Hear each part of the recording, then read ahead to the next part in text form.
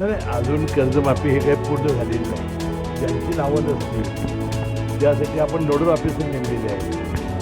उपनिबंधक सहकारी संस्था, जिल्हा मध्यवर्ती बँकेची MD अशा जॉईंट रजिस्ट्रारचं असेल कार्यालय तर जॉईंट रजिस्ट्रारला त्यांनी तात्काळ भेटलं पाहिजे आणि आपली नावं का नाही त्याची माहिती घेतली पाहिजे आणि अशा प्रकारचं पाऊल उचलणं हे बरोबर चुकीचं आहे. त्यांचे संसार आहेत, त्यांची मुलं बाळं आहेत, असं आतताईपणा न करता अशा शेतकऱ्यांनी आपली नावं आहेत का याची खात्री केली पाहिजे. ते आलमट्टीने उंची ही त्यांना कमी करावीच लागेल. आता आपल्या तिथं काय झालेलं आहे की कोयना म्हणजे कृष्णा नदी, दुधंगा प्रकल्प हे सगळे अजून 50-60% आहे आणि त्यांना असं वाटते की अल निनोची भीती. मला जिल्हाधिकारी बोलले ते म्हणणं की बाबा अल निनो जर आलं तर मग आमची अडचण होईल. तर आपल्याला असं वाटेल किंवा राधानगरीचं धरण तर भरलेलं आहे ते 7 TMCचं आहे. यवतमाळ जिल्ह्यातल्या एका शेतकऱ्यानं आत्महत्या केली आहे. तर या संदर्भात शेतकऱ्यांना काय सांगायचं? नाही अजून कर्जमाफी हे काही पूर्ण झालेली नाही.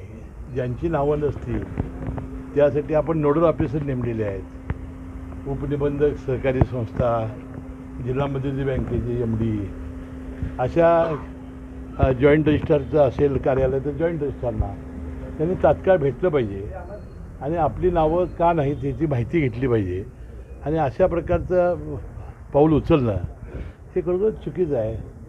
त्यांचे संसार आहेत, त्यांची मुलं बाळं आहेत, असं आतताईपणा न करता अशा शेतकऱ्यांनी आपली नावं आहेत का याची खात्री केली पाहिजे. साहेब, आलमट्टीची उंची कुठेतरी 516-17 मीटरवरती ठेवायचं जल आयोगाने सांगितलं होतं. त्या नियमांना आता हरताळ बसलेला आहे. 519 मीटरपर्यंत ही आता पाण्याची पातळी ठेवण्यात आली आहे. कुठेतरी एक नाही हे बघा अजूनही लक्षात घ्या की आपल्याही जिल्ह्यात आपण ते आलमट्टीने उंची ही त्यांना कमी करावीच लागेल.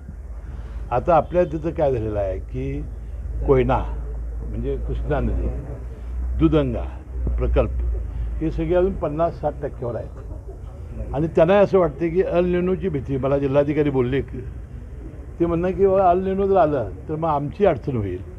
तर आपल्याला असं वाटेल किंवा राधानगरीचं धरण तर भरलेलं आहे ते 7 TMCचं आहे. ते 90% झालेलं आहे. 1700 क्युसेसचा विसर्ग आता चालू आहे. परंतु ज्यावेळी कोयनेचं पाणी, कृष्णेचं पाणी, दुधगेचं पाणी असं सगळं जाईल त्यावेळा आलमट्टीची उंची ही कमी करावीच लागेल. नसेल तर आम्ही जाऊन करू. साहेब, MPSC पदाची भरती केली जाते त्यामध्ये कुठेतरी घोळ निर्माण झालेल्या अशा तक्रारी FDA कडे गेल्या नाही ते काय मला माहिती नाही. पण मला ते ह्या कंपन्या परीक्षा घेत आहेत. आता त्यामध्ये काय घोळ झालेला माहिती नाही. मस्त आता परवा झालेल्या दिल्लीपासूनच्या या प्रकरणापासून आता सगळ्यांनी याबद्दल अतिशय सावधानता बाळगण्याची आवश्यकता आहे. आता त्या FDAच्या परीक्षेचं काय नक्की झालं ते मी माहिती घेऊन तुम्हाला सांगेन. साहेब, तुम्ही जिल्हा परिषदेत आला आहे. गेले 6 महिने झाले निवडणुका होऊन. नियोजन मंडळानं 265 कोटी रुपये जिल्हा परिषदेला वेगवेगळ्या योजनांसाठी दिलेले आहेत. परंतु आमदार कामं सुचवायला आग्रही आहेत. 70% निधीची कामं आमदार सुचवायला लागलेत. जिल्हा परिषदेत पदाधिकाऱ्यांचे लोक सदस्यांनी भंडावून सोडलेलं आहे आणि तुम्ही या ऋण आणि पालकमंत्री काही मार्ग काढणार आहे का? हे बघा जिल्हा परिषदेमध्ये युतीची सत्ता आहे आणि आम्ही 10च्या 10 आमदार हे युतीचे आहोत. आम्ही बसून आमच्या घरातलं भांडण मिटवू.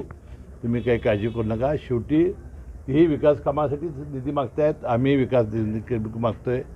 आता त्यामध्ये बसून चर्चा करून योग्य तो मार्ग आम्ही निश्चितपणे काढू आणि तुम्ही काही काळजी करू नका. इथेनॉल मिश्रित पेट्रोल जे आहे त्याच्या विरोधात आता नव्या पक्षाची घोषणा झालेली आहे. कसं बघता जनता?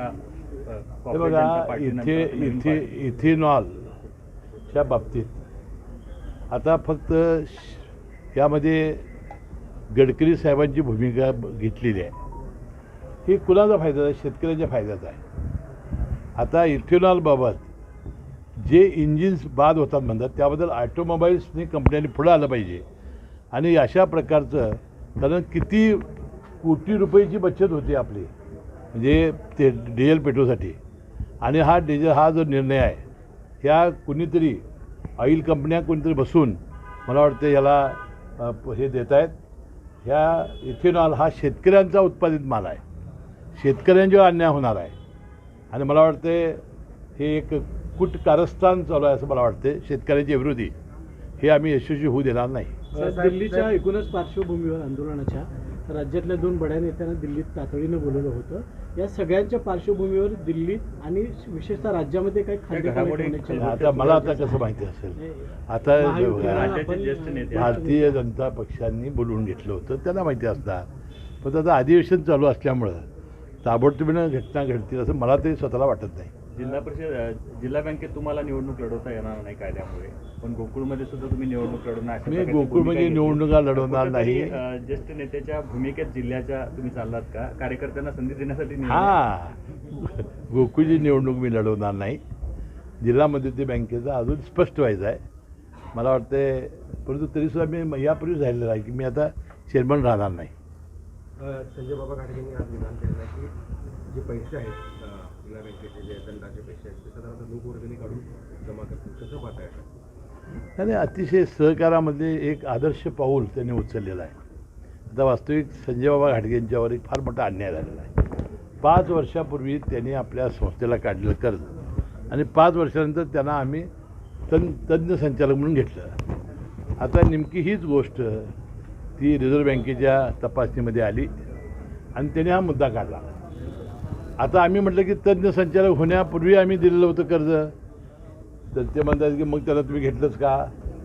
तर त्या बाबाने आता मला आता काल आमच्या बँकेत की कार्यकर्त्यांनी वर्गणी काढून त्याला पैसे दिले आहेत. मला वाटतं सहकारात ही होण्याची आवश्यकता होती आणि अतिशय मी मनपूर्वक आभारी आहे की अशा प्रकारचं एक आदर्श उदाहरण संपूर्ण सहकारामध्ये त्यांनी घालून दिलेलं आहे. मुख्यमंत्र्यांचा नवाबगडचा दौरा फायनल झाला आहे का? आणि कार्यक्रम 22 कार्यक्रम त्यांचा झालेला आहे, अजून फायनल व्हायचा आहे.